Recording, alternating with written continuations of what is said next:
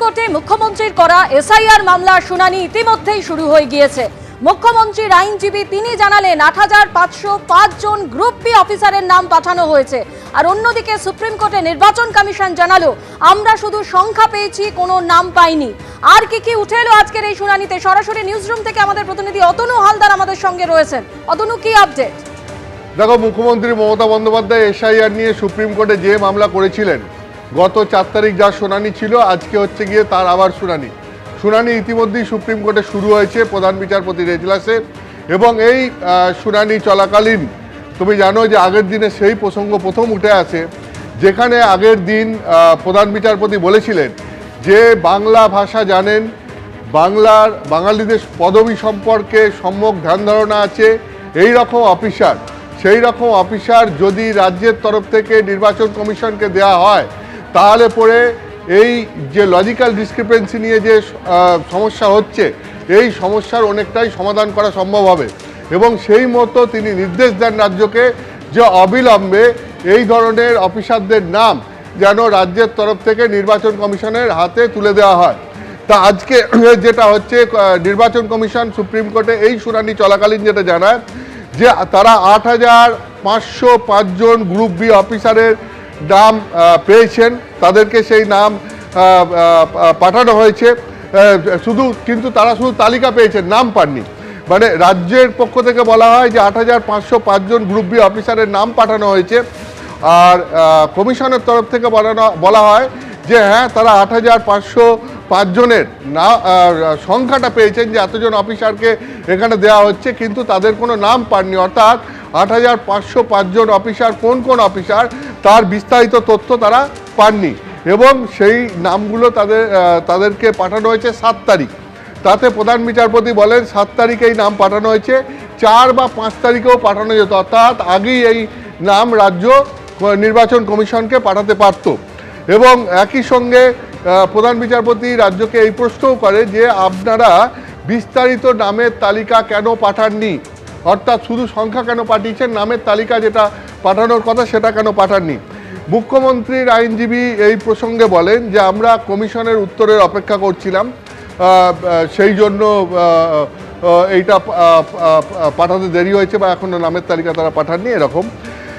প্রধান বিচারপতি বলেন যে আমরা তথ্য নিয়ে আর কোনো বিতর্ক চাই না, তাহলে আমাদের মুখ্য সচিবকে হলফনামা দিয়ে বলতে হবে। অর্থাৎ সুপ্রিম কোর্ট এই নামের তালিকা, ৮৫০৫ জনের নাম, গ্রুপ বি অফিসারের নাম, এইসব নিয়ে আর নতুন করে কোনো জটিলতা চাইছে না। এবং সেক্ষেত্রে প্রধান বিচারপতি বলেছেন যে এই নিয়ে আমরা কোনো বিতর্ক চাইছি না, এবং যদি এই নিয়ে এরপরেও বিতর্ক হয় তাহলে আমাদেরকে মুখ্য সচিবকে বলতে হবে যে হলফনামা দিয়ে পুরো বিষয়টা জানাতে। তো এক্ষেত্রে রাজ্যের পক্ষ থেকে আইনজীবী বলেন যে না, ইসিআই কোনোদিন রাজ্যের কাছ থেকে গ্রুপ বি অফিসার চাননি, অর্থাৎ অফিসার চাওয়া হয়েছিল কিন্তু গ্রুপ বি অফিসার হিসাবে এর আগে মেনশন করে দেওয়া হয়নি।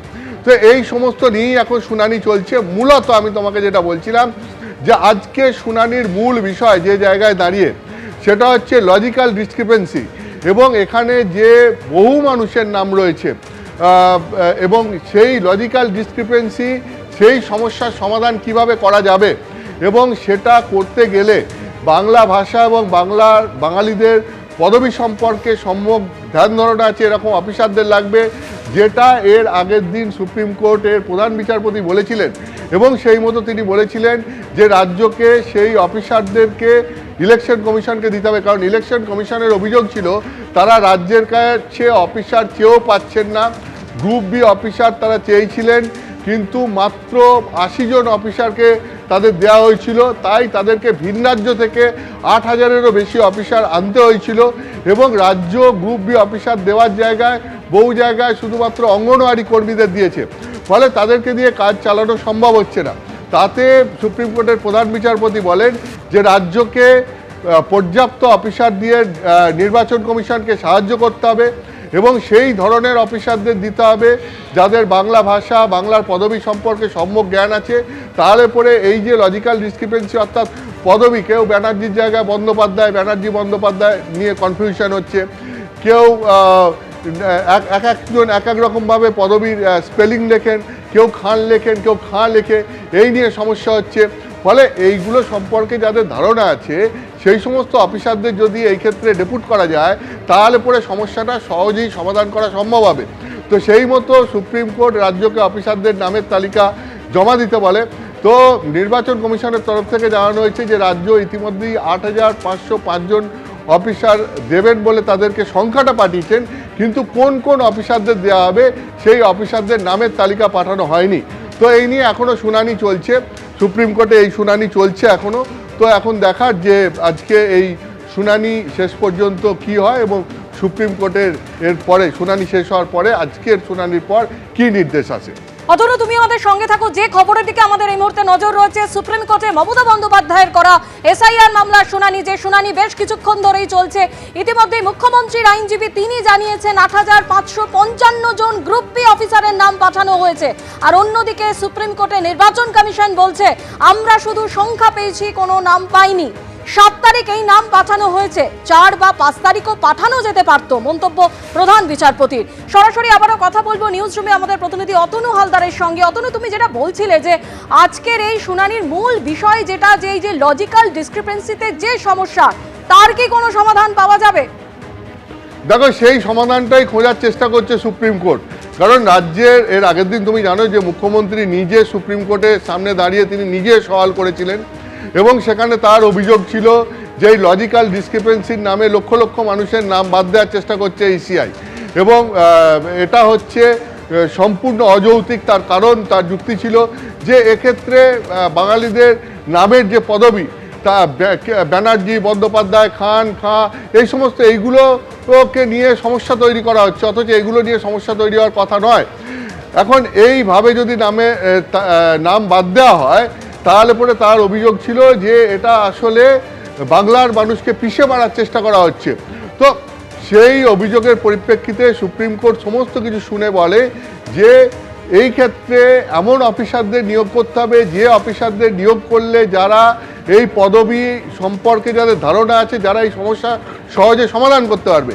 সেক্ষেত্রে ইলেকশন কমিশন অফ ইন্ডিয়ার বক্তব্য ছিল যে তারা রাজ্যের কাছ থেকে সহযোগিতা পাচ্ছেন না, রাজ্যের কাছ থেকে তারা অফিসার চেয়েছেন এবং সেই অফিসার চেয়ে তারা অফিসার পাননি। মাত্র 80 জন অফিসার গ্রুপ বি অফিসারকে রাজ্যের তরফ থেকে দেওয়া হয়েছে। তার ফলে 8,000-এর বেশি অফিসারকে তাদেরকে ভিন রাজ্য থেকে নিয়ে আসা হয়েছে মাইক্রো অবজারভার হিসাবে।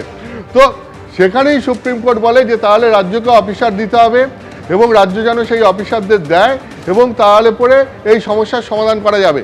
রাজ্য অফিসারদের সংখ্যাটা দিয়েছে, নির্বাচন কমিশনের বক্তব্য হচ্ছে এখনও নামের তালিকা দেয়নি। তো সুপ্রিম কোর্টের বক্তব্য হচ্ছে তারা এই নিয়ে আর কোনো বিতর্ক চান না, কারণ এই নিয়ে বিতর্ক হলে এরপর রাজ্যের তরফ থেকে মুখ্য সচিবকে তাহলে সুপ্রিম কোর্টকে বলতে হবে হলফনামা দিতে। তো তুমি জানো যে এই প্রসঙ্গটাই আজকে মূল আলোচ্য বিষয় এবং সেই সঙ্গে সঙ্গে যেটা এর আগের দিন মুখ্যমন্ত্রী মমতা বন্দ্যোপাধ্যায়ের অভিযোগ ছিল যে বাইরের রাজ্য থেকে 8,000-এর বেশি মাইক্রো অবজারভার নিয়ে এসে তাদের হাতেই সমস্ত ক্ষমতা তুলে দেওয়া হয়েছে এবং সেই মাইক্রো অবজারভাররা বিভিন্ন কারণে বিভিন্ন জনের নাম বাদ দিচ্ছে, যেখানে প্রকৃত ভোটারের নাম বাদ পড়ছে বলে তার অভিযোগ ছিল। ফলে এই মাইক্রো অবজারভারদের যাতে নাম বাদ দেওয়ার কোনো ক্ষমতা না থাকে সেইটা দেখতে হবে, সেটা নিশ্চিত করতে হবে। এবং আজকে রাজ্যের যেটা বক্তব্য, যেটা দাবি যে এই মাইক্রো অবজারভারদের পরিবর্তে যেহেতু রাজ্য তার অফিসারদের নাম দিয়ে দিয়েছে, ফলে এই মাইক্রো অবজারভারদের জায়গায় রাজ্যের অফিসারদের দিয়ে কাজ করতে হবে, অর্থাৎ ভিন রাজ্যের অফিসারদের জায়গায় আমাদের রাজ্যের অফিসারদেরকে মাইক্রো অবজারভারদের ভূমিকায় তাদেরকে সেখানে নিয়োগ করতে হবে। অর্থাৎ বাইরের রাজ্যের নয়, আমাদের রাজ্যের অফিসারদের দিয়ে মাইক্রো অবজারভারদের কাজ করাতে হবে। এটা রাজ্যের প্রাথমিকভাবে বক্তব্য ছিল। তো এখন এটাই দেখার যে সুপ্রিম কোর্টে রাজ্য কি বলে, মুখ্যমন্ত্রী আইনজীবী কি বলেন এবং তারপরে সেই অনুযায়ী নির্বাচন কমিশন কি উত্তর দেয় এবং সর্বশেষ বিচারপতিরা কি সিদ্ধান্ত নেন। ধন্যবাদ অতুল। এবিপি আনন্দ, এগিয়ে থাকে, এগিয়ে রাখে।